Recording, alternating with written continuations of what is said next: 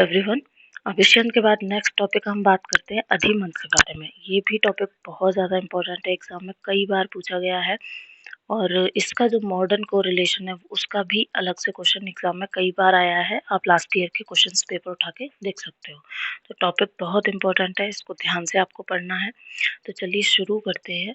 अधिमंत अधिमंत के बारे में एक छोटी सी बात मैं कर चुकी थी कि जो अभिष्यंद होता है उसकी नेक्स्ट स्टेज, यानी कि अगर अभिष्यंद को ट्रीट नहीं किया गया और अगर अभिष्यंद बढ़ जाता है तो उसकी जो नेक्स्ट स्टेज होती है वो होती है अधिमंत या ग्लूकोमा।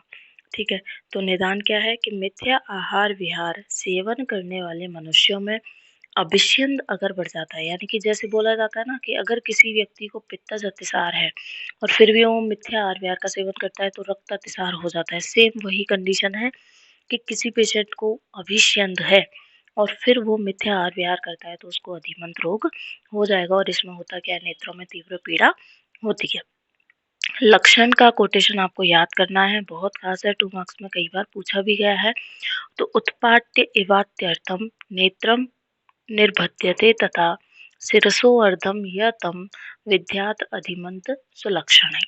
यानी कि अधिमंत रोग ऐसा है जिसमें ऐसे फील होता है रोगी को कि उसकी आंखों को कोई बाहर निकाल रहा हो या आंखों को मथ रहा हो।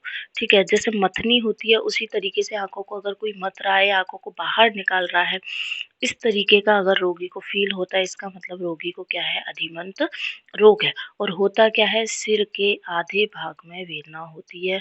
हाफ ऑफ द हेड, पूरे आधे सिर के अंदर, आधे सर के अंदर इसमें वेदना होती है, उसको हम कहते हैं अधिमंत रोग। सामान्य चिकित्सा वही होगी जो हमने अभिष्यंद के अंदर पढ़ा था। ठीक है, यदि अभिष्यंद वाली विधि से शांत नहीं होता है तो फिर हमें क्या करना पड़ता है, इसके अंदर दहन कर्म कराना पड़ता है।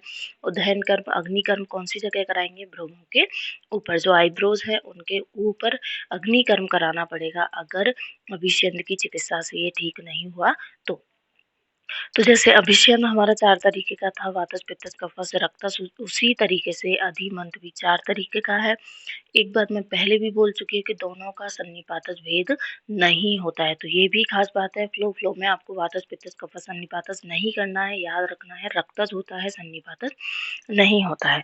तो वातज अभिष्यंद के लक्षण क्या होंगे, वातज अधिमंत में ऐसा प्रतीत होता है जैसे ऐसे लग रहा हो कि नेत्रों को भीतर से कोई उखाड़ रहा हो और नेत्र में अरणी के समान, जैसे अरणी से बिलोनी से मथते हैं ना, बिल्कुल उसी तरह की अगर वेदना होती है तो उसको हम वातज अधिमंत कहते हैं। चिकित्सा वही वातज अभिष्यंद के समान करानी है।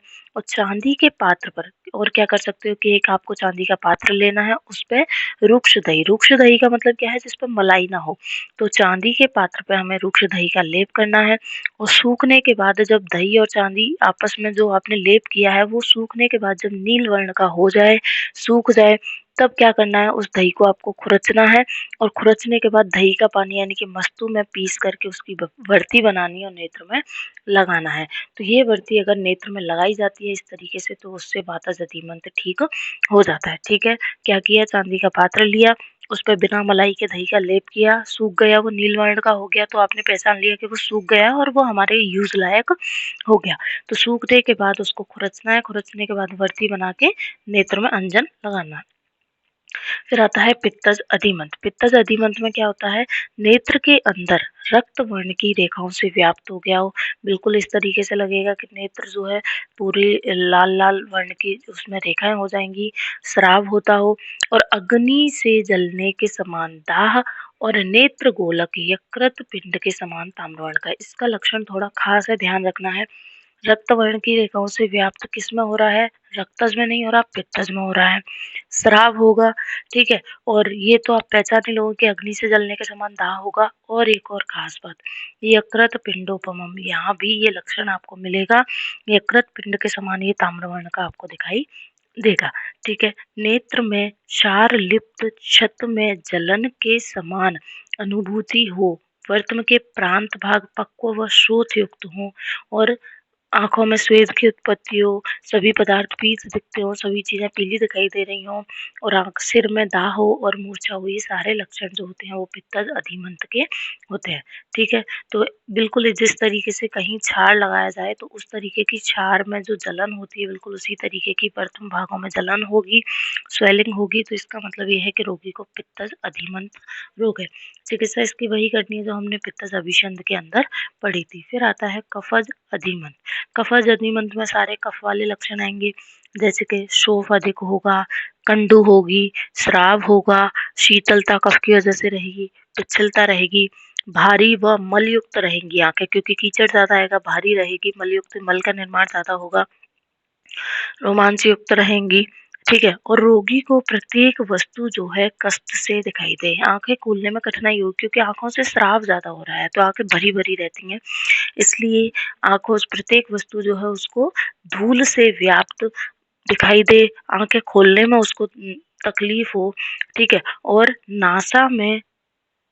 नासा बिल्कुल इस तरीके से लगे कि रुकी हुई के नासा में कफ भर गया हो, अवरुद्ध सी दिखाई दे, नेत्र में आविलता हो, सिर में पीड़ा हो, वो रोग होता है कफज अधिमंत। तो सारे वैसे तो कफ के लक्षण थे, बस आंखों को खोलने में उसको कठिनाई होगी, सब चीजें उसको धुंधली दिखाई देगी, क्योंकि नेत्र में भी ये मान लीजिए कि कफ का लेवल जो है, स्राव जो है ज्यादा बढ़ गया है, नासा भी उसकी रुकी रुकी ही दिखेगी और नेत्र में आविलता रहेगी।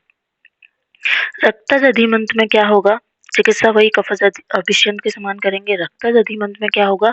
खास बात है, बहुत ज्यादा खास बात है कि रोगी के जो नेत्र है जपा पुष्प के समान रक्त वर्ण के, यहाँ तो रक्त वर्ण की रेखाओं से व्याप्त था, लेकिन नेत्र जब जपा पुष्प के सदृश रक्त वर्ण के हो जाए, रोगी बहुत ज्यादा घबराता हो, नेत्र को स्पर्श न करने दे, स्पर्श असह्य हो, यानी कि स्पर्श जब भी करेंगे तो वेदना से युक्त होगा, रक्त वर्ण का स्राव हो, दूध के समान उसके अंदर वेदना हो, ठीक है। यहाँ पे स्राव आपको याद रखना है, वहां पे तो रेखाएं रक्त वर्ण की थी, यहाँ से स्राव किस वर्ण का हो रहा है? रक्त वर्ण का आंखों से स्राव होगा, ठीक है।